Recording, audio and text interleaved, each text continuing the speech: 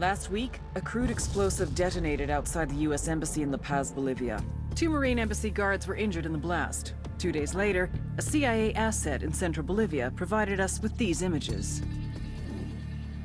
Our analysts have identified the individual in the photo as DEA Special Agent Ricardo Ricky Sandoval, my friend.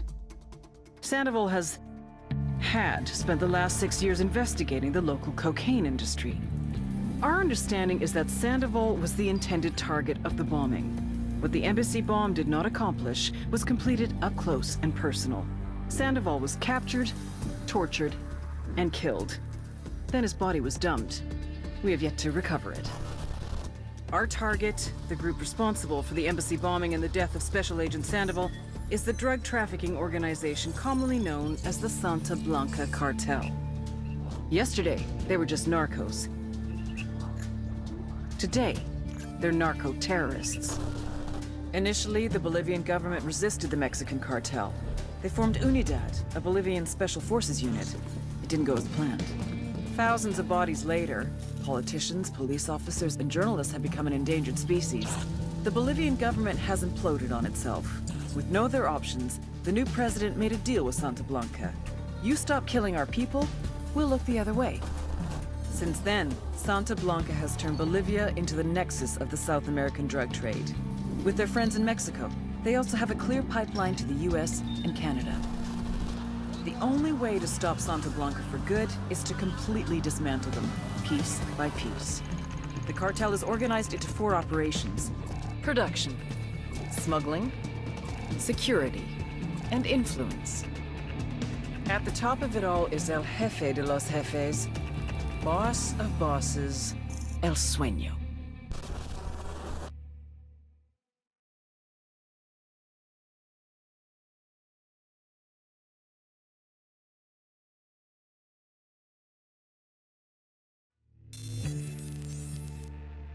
The Santa Blanca cocaine production pipeline, led by El Yayo.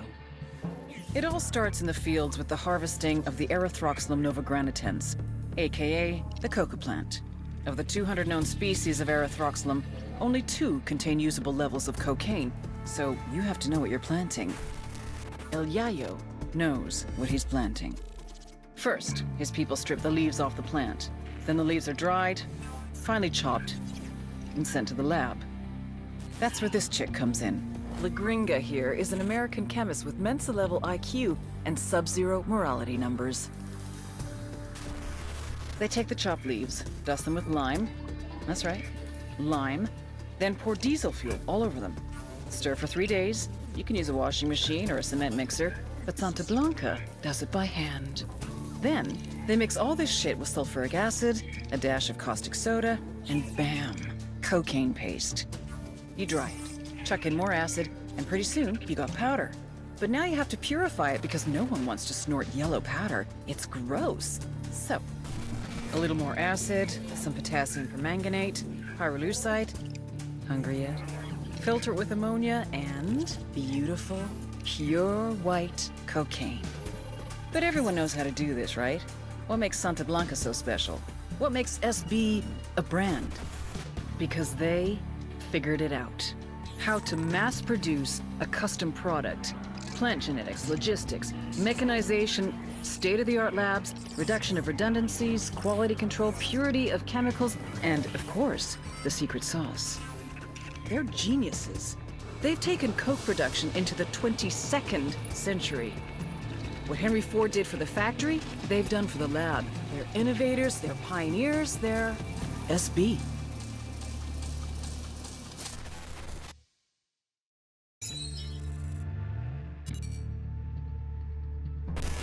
Katrine Svensson, La Gringa.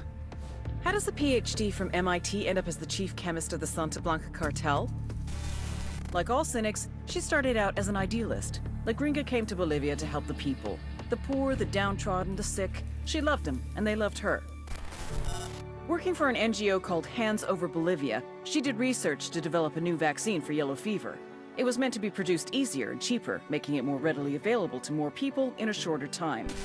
Then, disaster struck. She lost all her funding and was vilified by the scientific community. Of course, La Gringa hadn't been involved in the scandal, but it didn't matter. She lost everything. After that, well, you know what? Thanks to the NSA's prison program, we can hear it in her own words. How much did you earn, Sonrisa? 40,000 a year? I spend more on my dogs. I will pay you 100 times what you were making. To do what? Quality control. Working from Okoro, you can develop the best, most potent, most pure cocaine in the world. I came here to help people survive. La Gringa, my darling. How do you think the people survive?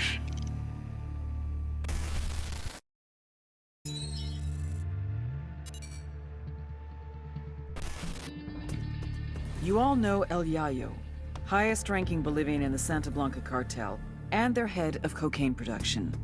But you may not know his grandson, Gonzalo Llana, aka El Emisario, the emissary. Yayo taught Emisario everything he knows. How to produce the best polvo in all of South America, how to maintain relationships with the local Bolivians, and most importantly, how to serve your Santa Blanca masters. Emisario looks up to Yayo, would do anything to honor him, to make him proud. Which is exactly what makes El Emisario the perfect target. His greatest fear is shaming his grandfather. If we hit his coke operation in Okoro, he'll come running back to fix things. That's when we grab him. With a little luck, he'll give us everything we need to know about dear old Grandpa.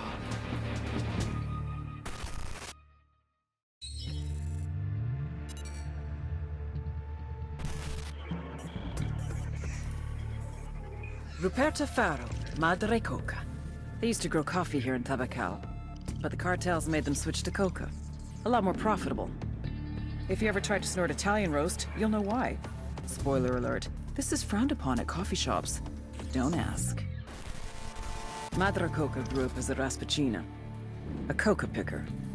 When it comes to illegal coca farms, there's no such thing as child labor laws. It was brutal, backbreaking work. She had a son whom she'd always dreamed would move on to better things. He didn't. Young Pablo died from a coke overdose. How does a mother who grows coca deal with growing the product that killed her own kid? Most people see the error of their ways and move on to something else. For Madre Coca, it was the exact opposite. She took out her anger on the people of Tabacal, forcing them to endure the same hardships she had experienced. And like any tyrant, she expanded her empire. This led to resentment from the people, which she dealt with. With the backing of El Yayo, she became a very powerful woman in the cartel. A new twist on an age-old lesson. You don't fuck with Mama.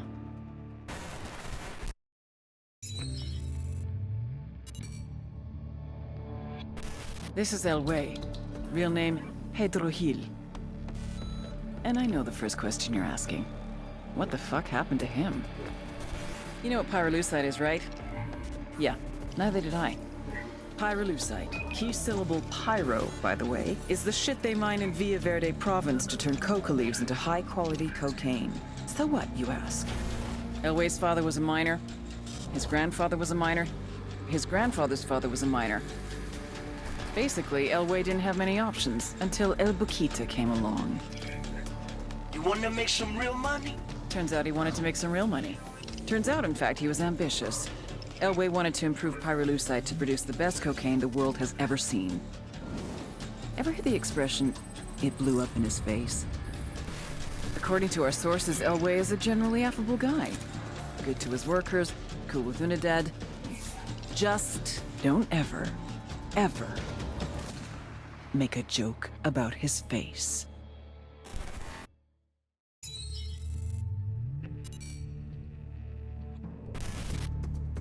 Marcus Jensen majored in chemistry because that's where the steady careers were. Job security, health benefits, 2 weeks vacation, 401k. And best of all, people were hiring. Marcus got recruited right out of grad school by La Gringa. Sheltered guy that he was, thought he was getting a job with the SB Corporation, a multinational pharmaceutical company based in Bolivia, which, of course, it is. He just didn't realize what the product was. But when he finally figured it out, he decided it didn't really matter. He's making more in 1 month than his friends make in 5 years. And best of all, chicks. So many chicks. Almost as important, for the first time in his life, he's getting respect. La Gringa stationed Marcus at the Chemical Institute in Libertad Province. Over the past 3 years, he's been teaching cartel members how to produce high-quality cocaine. True, most of these idiots never made it past the 2nd grade, but it appears they finally found a subject they're passionate about. As for Marcus, his rationalization is... Look, someone's gonna make the cocaine, someone's gonna make the money. It might as well be me, right? You are right, Marcus, just not for much longer.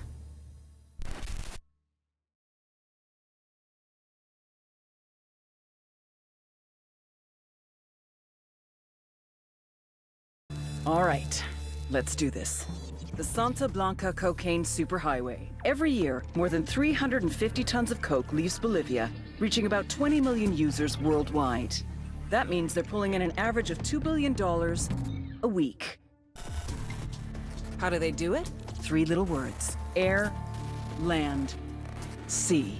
All coordinated by the head of smuggling, Nydia Flores, La Reina de Belleza, the beauty queen, and her right-hand man, the ravishing, the bewitching, the delectable El Boquita. Ouch. Somebody get that guy a Band-Aid. The problem is, you see these guys on the news, you see decapitations, you see monsters, but you don't see the whole picture. These people are fucking geniuses. Case in point, you see tits, Nydia Flores sees opportunity.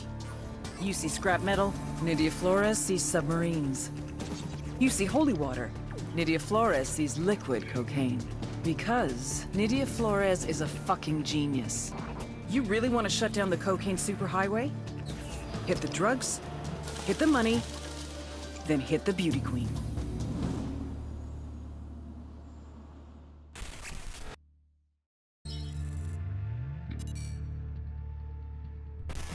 They say every man has a fatal flaw. El Boquita's is love. A smuggler from the age of 6, El Boquita's father used to tape Acapulco gold on his son's body and then send him across the border. He called these trips vacaciones familiares, family vacations. By the time he was 13, Boquita was a trapechiador, a master smuggler. Cigarettes, alcohol, name-brand clothes, DVDs, oil, wildlife, weapons, and of course, people. One time, he even smuggled in half a kilo of yellow cake uranium. If someone wanted it, El Boquita could move it. But it was never really about the money. For him, it was the rush, until he met the beauty queen. Nydia Flores saw his talent and made him her right-hand man. Nydia was the brains, Boquita was the brawn. The thing is, he was head over heels from the moment he first laid eyes on her. Nydia never felt the same way, but one drunken night she gave in. A little bit of sperm roulette, and 9 months later, they had a daughter, Valeria. They say every man has a fatal flaw. El Boquita has 2.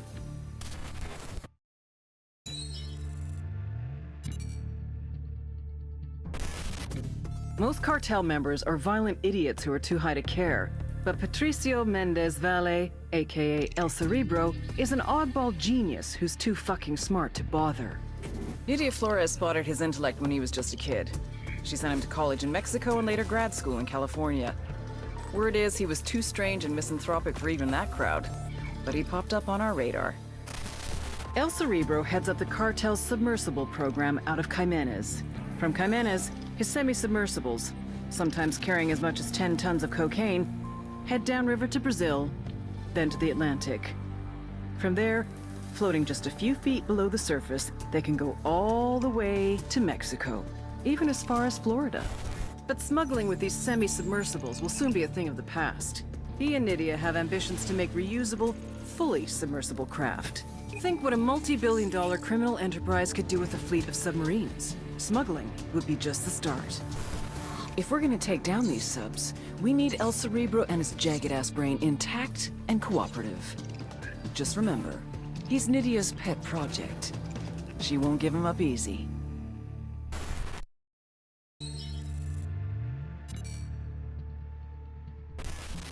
All the Sicarios in the world ain't worth piss if you don't have the accountants to wash the money clean. Octavio Allende is the accountant that does Sueños laundry. They call him El Pulpo, the octopus, because he's got his tentacles everywhere. You take him out, a lot of other pieces no longer connect, but I want to use him as a weapon. Pulpo is management, and he knows it. Instead of an AK-47, he has a briefcase, and he uses it to open doors to businesses, to cement relationships with politicians and police, and to make the cartel's money something they can spend. Thanks to El Pulpo, in addition to its illegal enterprises, Santa Blanca has its cash in numerous legit businesses. El Sueño has brought El Pulpo to Bolivia to audit Nydia Flores. Cash from Brazil comes into Barvechos, where much of it is laundered into the mining consortium. Nydia's profits must be looking a little light.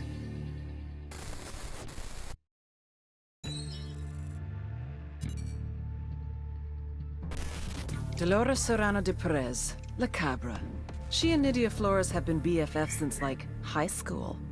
As a teenager, she used to sell knockoff beauty products at her mother's stand in the market. At 13, she started selling cocaine, which is a sort of beauty product, I guess. 3 husbands went out the door the way narco men usually do. La Cabra herself has been in and out of prison more than the laundry truck. Her other product is information, quite valuable in the cocaine trade. La Cabra will do anything she has to get information. Information is what got her in with the Peruvian drug gangs. A valuable connection for Santa Blanca. Because the thing about being one of the world's largest cocaine producers is you're also the world's largest cocaine seller. And with that many customers, you need the supply to keep up with demand. You need a backup plan. La Cabra is Nydia Flores' backup plan.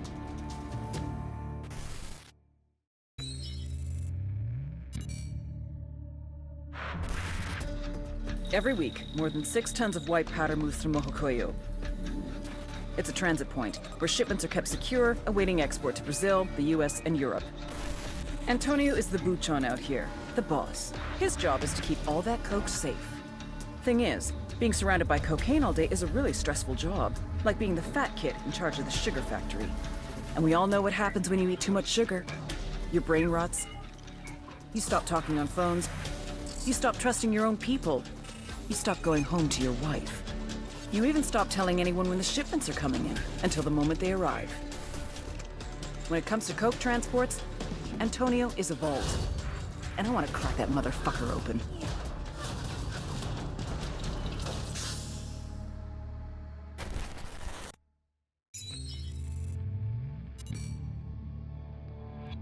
Your average cat, the 4-legged variety, has 9 lives. El Gato has had a lot more than that. He's been shot, stabbed, garroted, blown up, burned, thrown off a building, run over by a car, half drowned. But he always comes back. He carries a locket with his father's ashes in it around his neck. Snorts it when he needs strength. Says it's better than coke. It's the real power that comes from death. A packaging manager in Romanzo province, he's been working for Santa Blanca since he was 16. His father was the plastic surgeon to the stars, movie stars, and star narcos. But then, his father had a big narco boss on the table and lost him. They both knew what that meant. A long death by torture. El Gato loved his father. So he decided not to let that happen.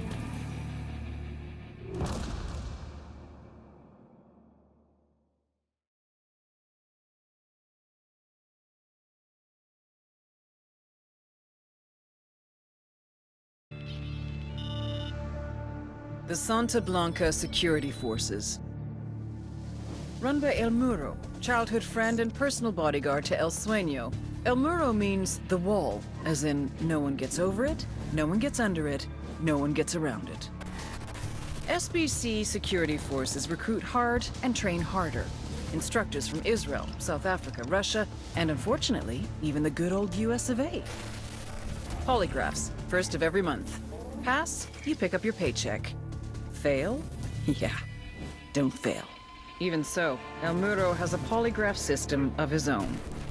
These sicarios, aka gunmen, get intense training in marksmanship, surveillance, driving. 2/3 wash out to become halcones. The guys who make it get assigned to various regions as enforcers, Guards for labs and shipments, hitmen. Some become drivers, surveillance specialists, spies, and torturers. Just below El Muro is Santa Blanca's head sicario, La Plaga, the Plague. You may ask, how does a show-off party boy rise to be the second in command of Santa Blanca security? Answer, spurn.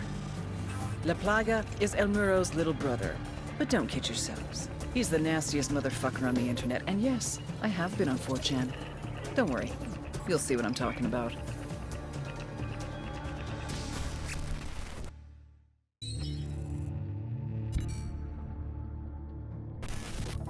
Ignacio Perez Cervantes, also known as La Plaga, the Plague. Head of security for Santa Blanca, and the little brother of El Muro. El Muro had him trained well.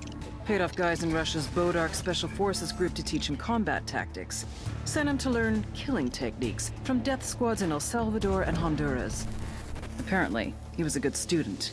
His favorite subject? Cutting off a person's face, then showing it to them. Back in the day, it used to be that the criminals hid, and the good guys tried to find them. But La Plaga, he does everything he possibly can to be seen. The guy is a social media machine. He pays narco corrido bands to write songs about him. He has his own personal camera crew. This fuck even has his own YouTube channel. La Plaga is a walking recruitment message. Young people see what he has and want it. The guys want to join him. The girls want to get wifed up. It'd almost be funny to see a guy who spends 3 hours a day sending dick pics. Except half of what he posts aren't messages to his followers, but messages to his enemies. There's only one way to stop the plague from spreading. You cut it off from society, then watch it die out.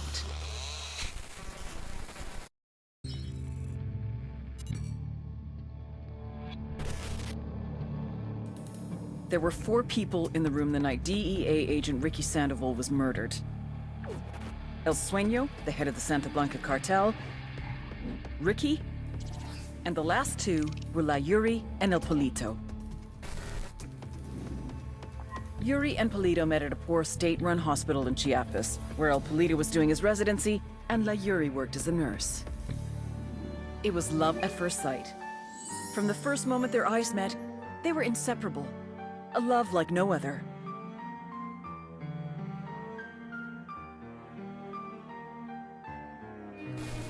One day, a Buchon named La Plaga walked into the ER, all shot up. It was touch and go for a while, but Yuri and Polito were able to save his life. La Plaga was grateful. He showered them with gifts, invitations to the most exclusive parties, even a new car. And after a while, La Plaga made Yuri and Polito the personal medical staff of the Santa Blanca cartel. But that wasn't their main job. See, Yuri and Polito know about the human body. They know how much pain a person can endure before he'll die. They know how to keep a person alive and awake so they can feel the pain. And most of all, they know how to inflict that pain. That's what they do in Itaqua province. When Santa Blanca captures someone that refuses to talk, La Yuri and El Polito make them talk. They break people. Like I said, there were 4 people in the room the night Ricky Sandoval was murdered. Sueño, Ricky, Yuri, and Polito. They kept Ricky alive while Sueño tortured him. Non-stop for 47 hours straight. They broke Ricky Sandoval. Then Sueño executed him.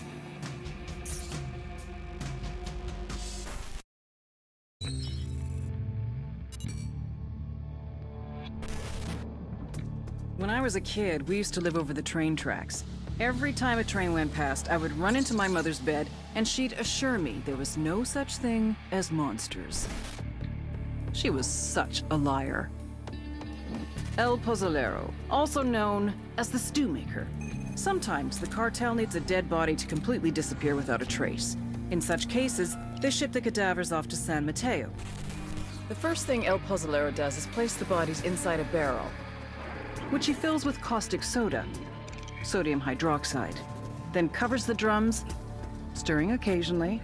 After 24 hours, there's nothing left but a thick sludge, a stew. He pours this into a pit. Any leftover teeth or bone fragments he smashes into dust. Last year, more than 300 people disappeared in San Mateo. Their families have no idea if their loved ones are alive or dead. They can't have proper burials, they can't have closure. The only one who knows what truly happened to these people is El Pozolero, the monster who melted them.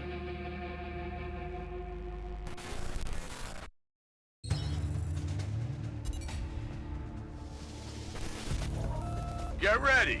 Odds left, evens right. Focus on your goddamn sectors this time. Carl Buchhardt, former sergeant, 3rd Battalion, 75th Ranger Regiment, natural-born killer. Show me what you got, cocksuckers. Make me hard. Go, go, go! Carl was in and out of juvie from around age 15. Records are sealed, but the pattern is what you'd expect. At 18, a judge gave him the choice of joining the Army or doing jail time. Buchhardt thrived in the Army. After graduating from Ranger School, he deployed to Iraq with 3rd Battalion in 2003. He finally found his place and was looking to make the Army his career. And then in '05, his patrol hit an IED in downtown Ramadi. Buchhardt didn't take to civilian life. Couldn't keep a job for more than a couple of weeks, and started having run-ins with the cops again. Started telling anyone who'd listen about how the Army fucked him over. Eventually, he started spending time over the border in Juarez. God knows what Buchhardt was looking for down there, but eventually he crossed paths with El Muro, head of Santa Blanca security. They share some beers, maybe some blow. Buchhardt gets to talking about his Army days. El Muro is impressed. He knows the real thing when he sees it. He asks Buchhardt to come to Bolivia to train the Cartel's army in the Montioc province. El Muro wants them to be the best force of its kind in all of South America. And Buchhardt is just the kind of man he's looking for. The kind of man who can run combat drills, show a bunch of morons how to field strip a G-36 in 2 minutes flat. The kind of man who can turn narcos into elite soldiers.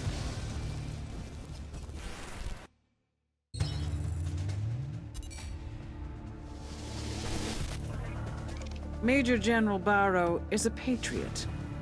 He runs UNIDAD, the Bolivian military police force from main operating base Jaguar in Flor de Oro.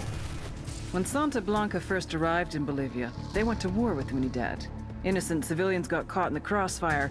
The death toll was tremendous. Barro had seen a lot of death in his life and was desperate to bring peace back to his country. So he brokered a backroom deal between El Sueño and the Bolivian government. UNIDAD agreed to look the other way and let Santa Blanca run their business. In exchange, the cartel promised to keep their killings to a minimum. Obviously, the results have been a mixed bag. The relationship between Santa Blanca and UNIDAD is tense. Now that Bolivia has become a full-fledged narco state, I believe that he is starting to regret his decision. Major General Barro is either one of our most dangerous enemies or our greatest ally. There's only one way to find out which.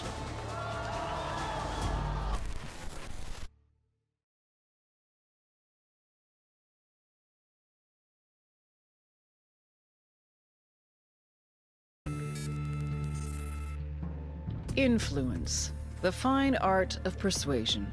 The winning of hearts and minds. The grabbing of the short hairs and holding on. Santa Blanca, smart fucks that they are, figured it out. It's not enough to control the events. You have to control the story. El Cardinal, a true believer in Santa Muerte. If you're trying to influence people, it's an advantage to have God on your side. In this case, the skinny lady, the White Sister, the saint of holy death, Santa Muerte herself. Because, let's be honest, there's some things even God won't do for you. El Cardinal, he's on the radio, TV, live appearances, concerts. If El Sueño controls the population through bribery and fear, El Cardinal holds them with something much more powerful. Their souls. How would you like to avoid eternal damnation? Well, luckily, all you have to do is support the Santa Blanca cartel, and you will. On the other end of the public-private scale is Ramon Feliz, the narco blogger. Don't let the quiet demeanor fool you. He's the SB's social media maven. He's their digital game. A tragic case, Feliz. He used to be a serious journalist, trying to expose the cartel for the psychotic, sociopathic dirtbags that they are. But they turned him. Now, he cranks out SB propaganda like his life depended on it. For his blog, for Twitter, YouTube, Facebook. If you're not into El Cardinal, you're into Feliz. They get you both ways. These two are the yin and yang of the Santa Blanca influence machine. The sacred and the profane, the public and the private, the heart and the mind.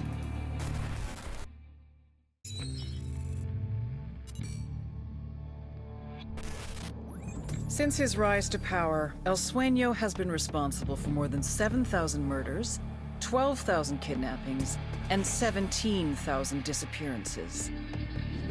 So then how the fuck is he one of the most loved people on the goddamn internet? I mean, this piece of shit has more likes than the World Cancer Society. How does that even happen?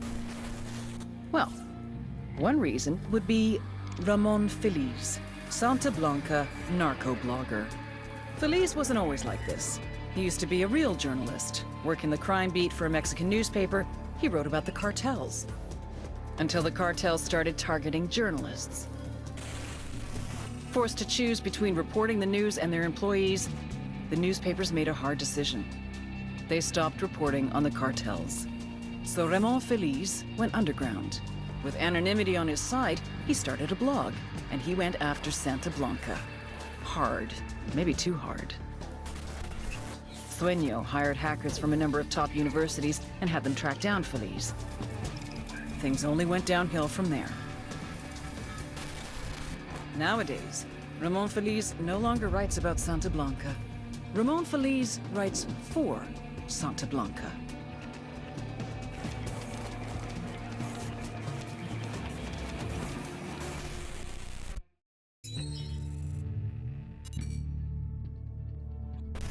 Javier Coronel Bayardo, which is a mouthful, so let's call him what his rich friends do.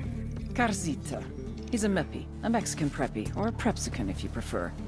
His main achievement in life was to win the sperm lottery. Gonzalo Coronel Bayardo, telecom billionaire, is his daddy. Gave Sonny everything. Money, cars, education, BA from Harvard, MBA Wharton Business, DPhil from Oxford to acquire a little sophistication and some good English clothes. Now he gets his own resort to run. This used to be a national park, but Santa Blanca turned it into an exclusive resort. It's here that Carcita does what Carcita does best, making connections between Santa Blanca and anyone that's anyone. CEOs, politicians, judges, socialites, even celebrities. You know who that is, right? Hint. She just went to rehab for saying something racist. What Carcita offers the cartel is more than just business deals. It's a level of corruption we've never seen before. And it's on you to stop it. We cut the connections, we stop the corruption.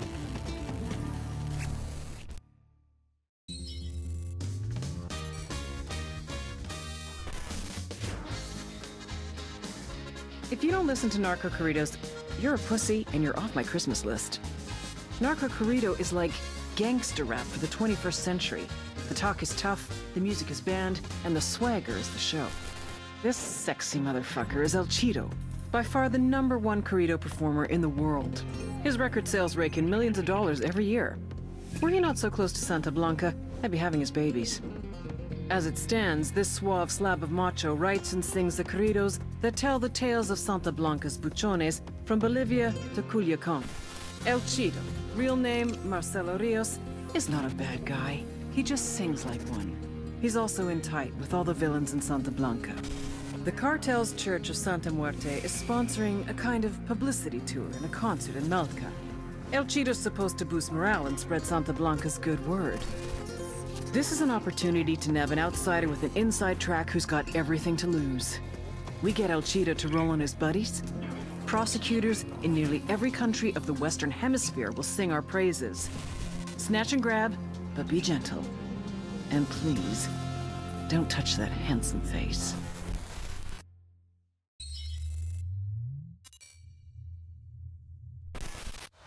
DJ Perico, the parrot.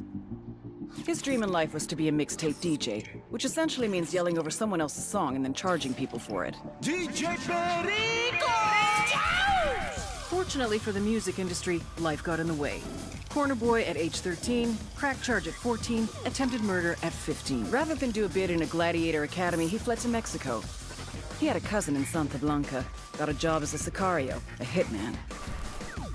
However, if Santa Blanca had run a sheet, they'd have seen he'd only attempted murder. Another way of saying he was a fuck-up. Like he missed 2 guys in the front seat of a Wrangler. I mean, how hard is that? It was only a matter of time before he annoyed the shit out of every single member of the cartel and got his corpse thrown back across the border, except El Sueño took a liking to him. Perico amused him. He can't shoot a gun, but he can shoot his mouth off. So... Good morning, Bolivia! El Sueño found a role for him. Pirate radio, propaganda. Spread the good word about the coming of Santa Blanca. It's a beautiful day for cocaine. But hey, what day isn't? A special shout out to my boys in Pucara province, building El Sueño's final finca. But let's not be in too big a hurry, okay, boys? DJ Perico is El Sueño's pet. Let's give him something new to parrot.